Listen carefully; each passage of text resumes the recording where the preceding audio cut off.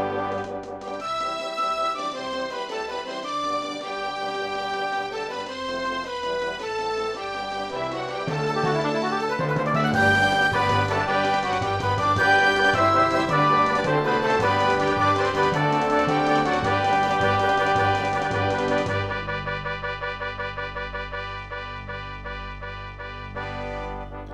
are we live? Woohoo! Hey everybody, welcome to Wingman's Hangar episode 5, Cinco. You guys will notice a lot of changes this time. We've got some new stuff happening.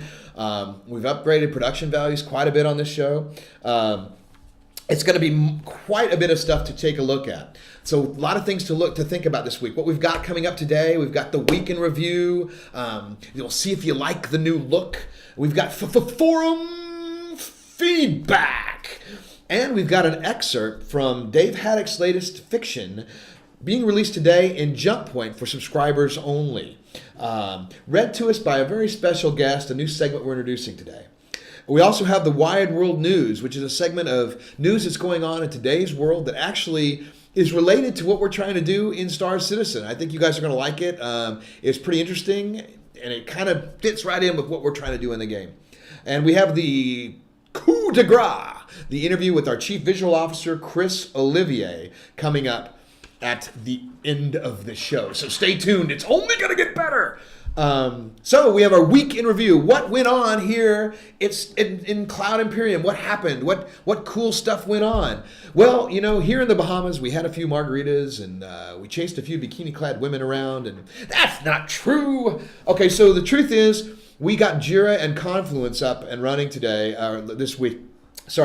And what that means is Jira is like a production software that allows us to track tasks and make sure that everybody's keeping up with everybody else, so that if there's a piece of art needed for design or design needed for the systems and for the technologists to make, it allows us to track where it's at in the pipeline. So it helps us be more efficient so that we can get the game done in the right manner for you guys. And also Confluence is kind of like an internal wiki page where every time something's done in the game, art, design, whatever, it's a place for all the documents, all the pictures, everything to be stored.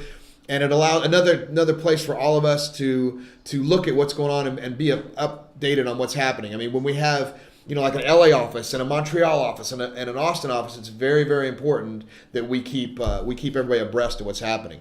We also began work on the Hangar module. That's right, the Hangar module. You guys are really, really going to like what we're doing there.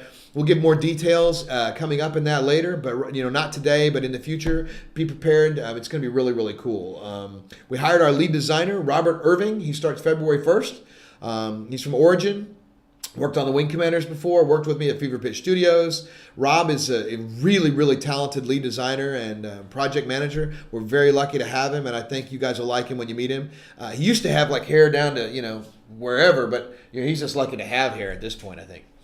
And clearly, we have upgraded our show capabilities. This is phase 1 of what's happening in the show. We're going to be getting much more, production values are going to go way up. We're going to have much more capabilities coming forward, recorded segments, possibly a set, maybe some green screen, maybe blue screen. Hey, we'll go crazy. Green, blue. Who knows? Maybe we'll put a poll up and let you guys decide. It'll be green. Yeah. So pick green. So, coming up in a moment, we have forum feedback, but now we have a brand new segment to introduce, premiering today. Our resident thespian scholar will share his latest fiction from the Star Citizen universe. Take it away, Alistair.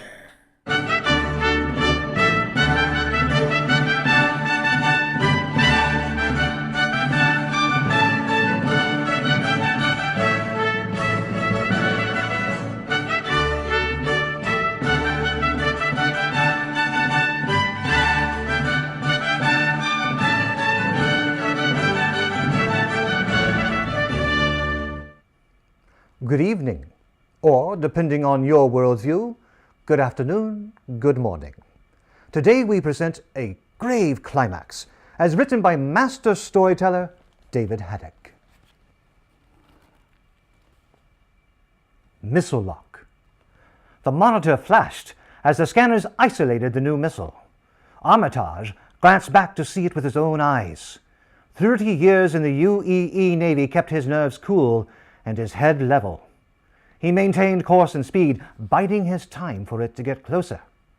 He flashed his engines, putting his ship into a roll as he dropped a spread of countermeasures. That did the trick.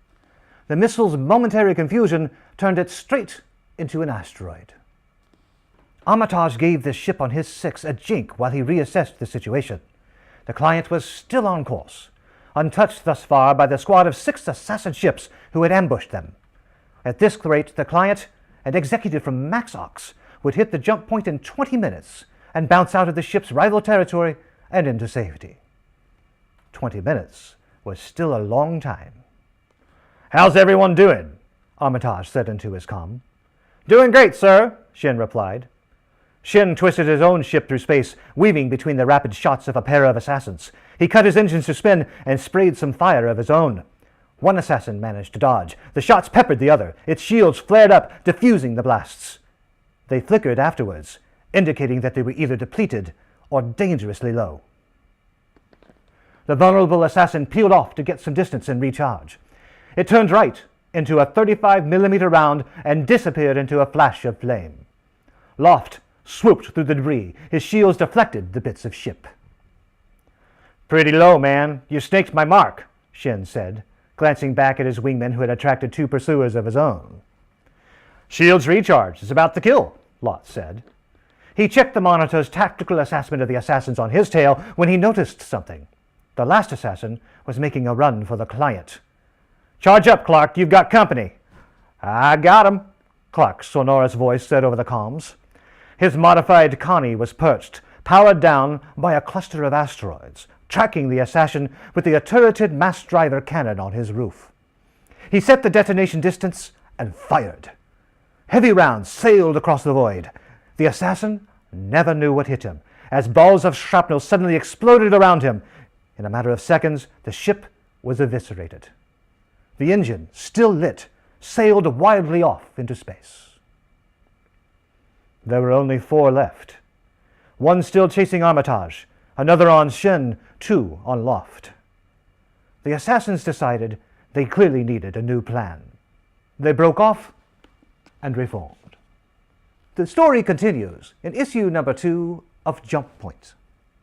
Join me next time as we further explore the fascinating world of Star Citizen. I'm Arthur Sinclair Fitzsmithy. Good evening, good afternoon, good morning, and good night.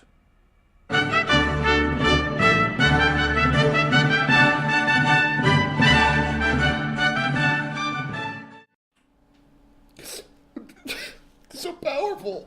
Oh, I'm sorry. I'm a professional. Hey everybody, welcome back. That was Alistair Sinclair. So we've got to get on with the show. We've got forum feedback. This is where the part of the show where we answer hot topics in the forums and certain questions from those of you out there that want to know. Eventually, we're going to be able to have Skype calls or call-ins through Google Hangout. We're trying to assess how that's going to work first because we want to get you guys on camera. Yeah, as scary as that is, you have to look at the winger enough. So, we're going to get everybody else. We're going to bring you into the cabin. So from Bats Leo. When the game launches, will there be some changes in the new war with the Zion? Yeah, dude. I mean, essentially, with 100 or so systems out there, we are literally going to have wars breaking out, conflicts breaking out. Things are going to happen fictionally all the time. Chris has always said that we're not going to be doing just one giant update like other MMOs are doing, but rather we're going to do regional conflicts, lots of them, micro updates every month or so. So expect a lot of things like that to be happening. From Vian, will Sandy make an appearance in the game as an NPC? You dirty, dirty little boy. Yes, of course we're going to put Sandy in there. Man, she's hot. We're going to throw her in. She's the resident marketing guru here at Cloud Imperium, and she should be in the game. If you guys want her, you got her. From Hassan Pfeffer. I want to see what Chris Roberts uses. What kind of computer does he use? Chris uses, he built his own machine. So he went to Newegg, put together a thing, has all the greatest graphics cards, everything in there. What we'll do is we'll post that up in a post-show deal where we'll talk about exactly the specs that we have in this. Rather than hear me blah, blah, blah, what they are, we'll put them up on the post-show update where you guys can see exactly what the specs are. He has a really bad to the bone rig, and I'm telling you, it's sweet. And he put it together himself. So Chris is a man of many talents. From Star Killer 24444, Star Citizen seems to be aiming for realism in gameplay style. Would this mean that a fighter could kamikaze into a Bengal carrier and take out the bridge and take out and disable it with one shot? Maybe. I mean, that's going to have to be done in balance where we take, it's going to depend on the shields. It's going to depend on the armor that's in your craft. There's a lot of things that still to be balanced. And fortunately for us, you guys get to help us with that. I mean, a lot of those things are going to be worked out. It could be that happens, like Tor, or like Midway, right? And then knock out the carrier, the Kagi, the Akaga, the Soryu, the Hiryu, dead. Or, it could be that you just, you don't do that much damage at all. That's going to depend on us. It's going to depend on you. It's going to depend on the balance of the game. And honestly, every decision we make has to depend on whether it's fun. So we're going to think about it. You guys are going to help us, and we'll figure out that as we go. From Intiritus, is exploration really a viable means to make money? After all jump points are discovered, will there still be places and items that can be discovered and exploited for explorers? Yes. There's going to be tons of stuff. We haven't figured out that we're going to have like 100 systems from the get-go, but maybe we don't. Maybe only 25 are known. Maybe 30 are known. And we're going to constantly be adding systems and things to discover, places to do, things like that. So an explorer is going to have plenty of chances to get out there and make a little money, discover those jump points. Maybe the systems have secret jump points. Maybe some systems are connected, in a straight line, and maybe like in A Wrinkle in Time, we fold them together and you actually connect systems on the backside. So, there will be plenty of opportunities out there for explorers to make money. And now, ladies and gentlemen, I think we have to address the number one hot button topic in the forums, PermaDeath.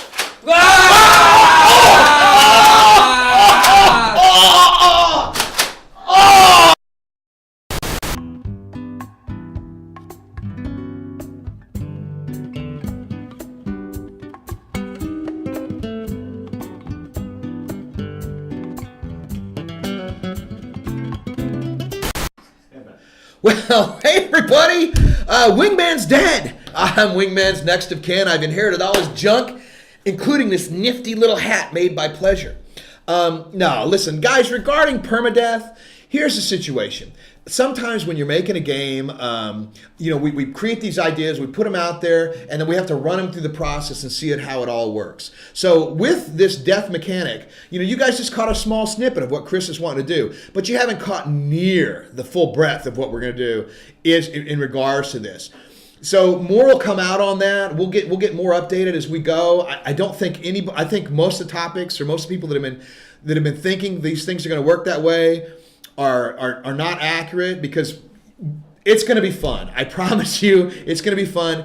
Don't worry, trust us. Look for an update on how that's run, and try not to take little snippets and extrapolate out how things are going to work. Be a little patient. Trust us. We've done this before. This is not our first rodeo. And by the way, man, Pleasure, check out this hat. One of our fans sent us this hat. We are Star Pirates. Can you believe that? I mean, you guys are by far the best fans in the world. And it even says from the community to Cloud Imperium. I mean, how bad to the bone is that? We had a guy send us a Torchy Tacos gift certificate. We took the team to lunch. We got Pleasure sending us cool stuff like this and chocolates. You guys are great! By the way, we really like Perry's Steakhouse and Pork Chop Friday. Anyway, so back to the show. Right now, I want to introduce a whole nother segment on Wingman's Hangar. It's called Worldwide News. Take it away.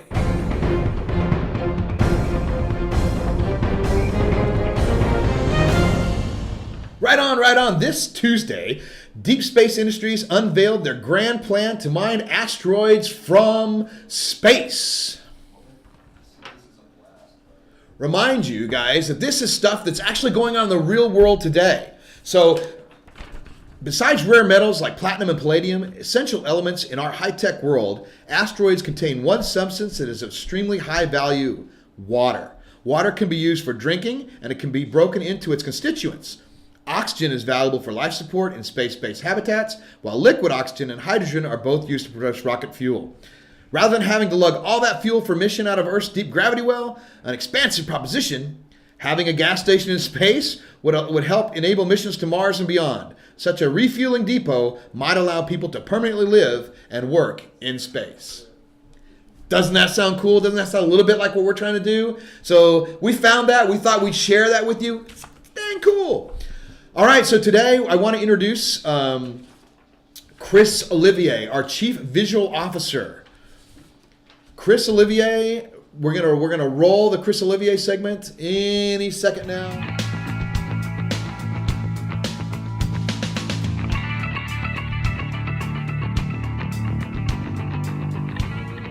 Hi there, I'm here with Chris Olivier, Chief Visual Officer. Hey Chris. Hi. Can you introduce yourself to everybody? My name is Chris Olivia, and I'm going to be Chief Visual Officer, so I'll be responsible for helping finish sort of the design and the look of the whole game. Well, I started with, actually, Chris Roberts gave me one of my first jobs out of school at Origin Systems, basically helping design the cinematics on Wing Commander way back then. And then since then I've worked for Chris at Digital Anvil, and then I worked in the film industry at a visual effects company in California called Rhythm and Hughes. And then I worked for Robert Rodriguez for about 12 years doing the visual effects and helping sort of visually develop the look of his films. Thank you very much, Chris Olivier, Thank you. Chief Visual Officer. Thanks to Sandy for introducing our guest, and here he is in person. Hello. Chris Olivier. Hey, buddy. Hi. Mwah, love you. Listen, Chris and I go back a ways, right? We worked together at Origin Systems and Digital Anvil, and so we were really very excited to get you on board. I have to tell you that it had a lot to do with the Crown Royal we were drinking, I think, as to why you finally signed in blood, right? No, that helped, Definitely. definitely. I mean, nothing like a good bourbon buzz to make you change careers, right? Yes. All right, so we got a couple questions from the audience, Chris, and we want you to answer as truthful as you can. Just don't hold back, man. Okay. Let it out. I will. I'll be honest. All right, honest. Honesty's good. Okay, this is from Osiris. He was wondering what the art direction for the game was. Is this going to be like what he'd call future fantastic or fancy futuristic? Literal alliteration, which I have trouble with. It's going to have clean white interiors, floaty hollow panels, or is the direction more rugged, Wild West spaceships, kind of Firefly type? What's it going to be? Well, I think since the universe is so huge, and if you look on this planet and you see the diverse sort of like influences on this one world, just imagine what an entire universe, how diverse that would be. So I could say, yes to both of those and all of the above. And I think we're just looking to set a look in the different systems to be very unique and very varied. So it's just going to be something that we sort of discover, but it's going to be very diverse. You did say very varied. I said very varied. Very varied. Yeah. So it's not going to be locked into one sort of I like style. That. Anytime you can throw alliteration in there Yeah. and do it correctly like that, you need to have your own show, I think. Right. Okay, this is from Beatrix. Do you have any constraint when designing a new species? Do you feel forced to make it human forms, arms and legs, to make players using alien technology easier? Or can we expect strange and exotic forms of life? Well, yeah. I mean, there's always constraints. Like it always starts with the sort of the director, the person that's giving you the orders, and then it's just about sort of the world that this character or creature is going to be living in, and a lot has to do with gameplay and whether these characters need to fly human ships or vice versa. So there's those basic constraints, but usually you always try to go in to creating something with a very sort of open mind and very sort of just a clean slate and clean palette. Yeah, and that's kind of like a lot of those are playable characters, right? But Right. but there's a lot of room in our universe for Right. non-human form type Right, and those can be, anything. NPCs or Right. Yeah, absolutely. So then we'll vary from the humanoid sort It'll be of form. very varied. It'll be very varied, This is- and hopefully it'll be something very unique. Very, very varied. I like that. Okay, this is from Awesome AD. That's an awesome handle, AD. What have you learned from the film industry that will help you achieve Chris Roberts' high level of quality that he's looking for, and the artistic atmosphere necessary to make Star Citizen stand out in its accelerated production schedule? What a It's great a lot. question. I know it's a lot in there too. Well, actually, before I got into films, I started working for Chris Roberts, and so he always had like a very filmic style anyway, to start with. So that was there right from the get-go, working for Chris, and then having gone to California and work at some of the big effects companies. It's just every pixel is examined, to the closest sort of scrutiny. So. And that's reviewed by many different layers of people and stuff. So I think that sort of level of care given to the final image, I think is what is going to help me sort of in this position, making sure that this, the Yeah, because you kind of have like you're saying, everybody reviews it along the way. Along the way, it gets to you now. Hopefully by the time it gets to you, the guys have done a really, really awesome job, and you're like, Right. maybe a tweak here or there, but that really looks good, right? Right. So Chris has a very varied cinematic eye, right? I would say that it's varied. Yes. Varied. Yes. Okay. Potter asks, what kind of character? Oh, this is great. What kind of character are you going to be? Smuggler, pirate, bounty hunter? How are you going to play the game? I usually lean towards the bad bounty, probably either bounty hunter or just something where I can do bad things. Dressed in black for a reason. Right. Yeah. All black, actually. Oh man, slimming. I need to do some of that black stuff. Maybe You really should. Yeah, I know, because cameras add 15. I'm really thin. Right. Yeah. Or Aren't I? maybe 20 actually from what I'm looking or at. yeah, maybe 60. Yeah, something like that. Thanks a lot, Chris. Just kidding. You're buying lunch. Okay, Whiplash and the others ask, when you talk about art in relation to Star Citizen and Squadron 42, what film and game designs inspire you? What are you inspired by? Well, just generally speaking, anything that Steven Spielberg does, from a film standpoint, Ridley Scott, Guillermo del Toro with the Hellboy series. I mean, he's got a very unique look that he sort of like keeps in all his films.